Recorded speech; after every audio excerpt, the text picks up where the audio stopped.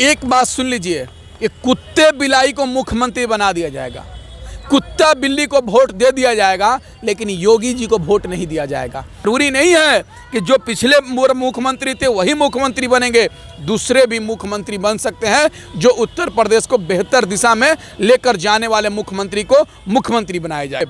Bharatiya Janata party का कौन B team है, कौन ए टीम है, ये तो उत्तर प्रदेश की जनता आने वाली चुनाव में बताएगी। और किसी के कहने से विपक्षी पार्टियां का तो काम ही होता है एक दूसरे पे आलोचना करना, आलोचना लगाना, लेकिन आलोचना अपने पक्ष के लोगों को नहीं, आपको उस पार्टी पे लगाना होगा जो पार्टी उत्तर प्रदेश को बर्बाद कर रही है। नमस्कार, जनदर्शन न्यूज़ में आपका स्वागत है। मैं आपका होस्ट अशरफ सैयद आपका खैर मकदम करता हूं। हमारे साथ मौजूद हैं शौकत साहब, जो लगातार सामाजिक मुद्दों को लेकर अपनी आवाज़ उठाते रहे हैं। जानने का प्रयास करेंगे कि आने वाले दिनों में यूपी में चुनाव है और जैसी सरगर्मियाँ बढ़ती जा रही हैं सियासत को लेकर, क्योंकि सियासत में भूचाल सा आया हुआ है। यूपी में चुनाव की सरगर्मियाँ बढ़ती जा रही हैं। लखीमपुर घटना के बाद अगर देखा जाए तो सियासत में भूचाल सा आ गया है। किस तरह देखते हैं, क्या सत्ता पर इसका कोई असर पड़ेगा? बिल्कुल, जो घटना लगातार आज लखीमपुरी की घटना नहीं है, उत्तर प्रदेश के अंदर 4.5 वर्ष से जो घटना घटती आ रही है, पूरे तरीके से उत्तर प्रदेश को बदल देगी। आने वाले चुनाव में लोग सत्ता परिवर्तन भी चाह रहे हैं, क्योंकि जिस तरीके से उत्तर प्रदेश का मुख्यमंत्री आदित्यनाथ योगी जी ने जिस तरीके से 4.5 वर्ष में ढोंग मचाने का काम किया है, लोगों को परेशान करने का काम किया है, हमें लग रहा है कि आने वाले चुनाव में भारतीय जनता पार्टी को उत्तर प्रदेश की जनता वोट नहीं देगी, बल्कि योगी जी को हराने का काम करेगी। आप बताइए, उत्तर प्रदेश की जनता किस आधार पर वोट देगी? इसलिए वोट देगी कि आप बच्चों पे गोली चला देते हैं, महिलाओं पे गोली चला देते हैं। आप इसलिए उत्तर प्रदेश की जनता बीजेपी को वोट करेगी कि उसी का कार्यकर्ता को आप होटल में गोली मरवा देते हैं पुलिस के माध्यम से। इसलिए वोट देगी कि किसानों के ऊपर गाड़ी चढ़ा देते हैं। इसलिए आपको वोट देगी कि आप किसी का मकान जब्त कर लेते हैं। उत्तर प्रदेश की जनता अब इनके बहकावे में नहीं आने वाली। लगातार प्रदेश के मुखिया की बात की जाए, वो कहते हैं कि प्रदेश को उत्तम प्रदेश बना दिया है, 4.5 लाख नौकरियां दे दी हैं, प्रदेश खुश है, 350 प्लस का वादा भी कर दिया है। इतना आत्मविश्वास कहाँ से है? नहीं, देखिए, उनको घमंड है कि हम धर्म के नाम पर, जात के नाम पर वोट ले लेंगे, लेकिन उत्तर प्रदेश का मुख्यमंत्री योगी जी, आपका अहंकार टूट जाएगा 2022 में। चंद दिन बचे हुए हैं, आपका उत्तर प्रदेश की जनता अहंकार तोड़ने का काम करेगी। ये कहते थे 2014 से पहले कि उत्तम प्रदेश बना दूंगा, भ्रष्टाचार मुक्त बना दूंगा, अपराध मुक्त बना दूंगा, बलात्कार मुक्त बना दूंगा, लेकिन उत्तर प्रदेश की जनता ने विश्वास करके वोट देने का काम किया। लेकिन योगी जी ने नंबर 1 बनाया है तो बलात्कार के मामले में बनाया है, भ्रष्टाचार के मामले में बनाया है, लूट के मामले में बनाया है, अपहरण के मामले में बनाया हुआ है, डर का माहौल बनाया हुआ है। इसलिए आने वाले चुनाव में जनता वोट नहीं करेगी, बल्कि योगी जी को उत्तराखंड भेज देगी। घंटा घर में वहीं घंटा डुलाते रहिएगा। अब देश की जनता और उत्तर प्रदेश की जनता जागरूक हो चुकी है।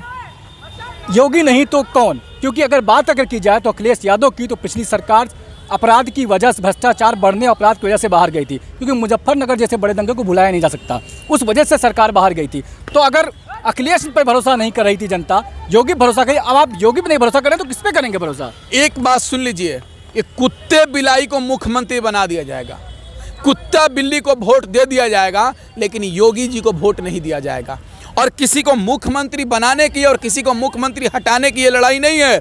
ये लड़ाई उत्तर प्रदेश में भाईचारा कायम करने के लिए है, एकता कायम करने के लिए है। जो सरकार लोगों के बीच में नफरत बांटने का काम कर रही है, उस नफरत को ख़त्म करने के लिए सरकार बनाने की ज़रूरत है। उत्तर प्रदेश को बचाने के लिए बनाने की सरकार है। उत्तर प्रदेश को उत्तम प्रदेश के नाम पर सपना दिखाकर वो भ्रष्टाचार सरकार बनाकर, भ्रष्टाचार राज बनाने वाली सरकार को बदलने के लिए ये लड़ाई है।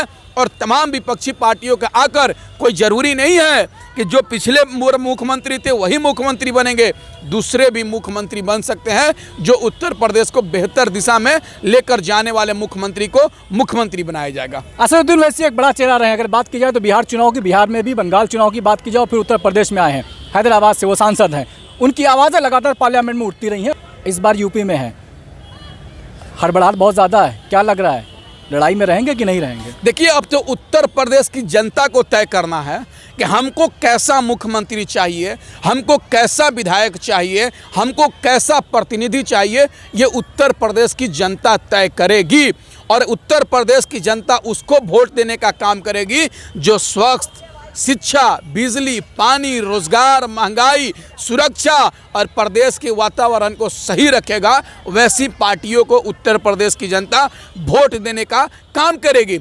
और लोकतंत्र में सबको चुनाव लड़ने का अधिकार है। MIM भी लड़ रही है, भीम आर्मी भी लड़ रही है, ओवैसी साहब भी लड़ रहे हैं, BSP भी लड़ रही है, राजभर जी भी लड़ रहे हैं। देखिए, लोकतंत्र में सबको चुनाव लड़ने का अधिकार है और सब लोग चुनाव लड़ेंगे और जनता तय करेगी हमको किसको वोट देना है और किसको विधायक बनाना है, किसको मुख्यमंत्री बनाना है। देखिए, भारतीय जनता पार्टी का कौन B टीम है, कौन A टीम है, ये तो उत्तर प्रदेश की जनता आने वाली चुनाव में बताएगी। और किसी के कहने से विपक्षी पार्टियां का तो काम ही होता है एक दूसरे पे आलोचना करना, आलोचना लगाना, लेकिन आलोचना अपने पक्ष के लोगों को नहीं, आपको उस पार्टी पे लगाना होगा जो पार्टी उत्तर प्रदेश को बर्बाद कर रही है। उस पार्टी को रोकने के लिए आपको सबके साथ आने की ज़रूरत है। और एक बात बताइए, B टीम किस बात का? वोट तो सबसे कटता है।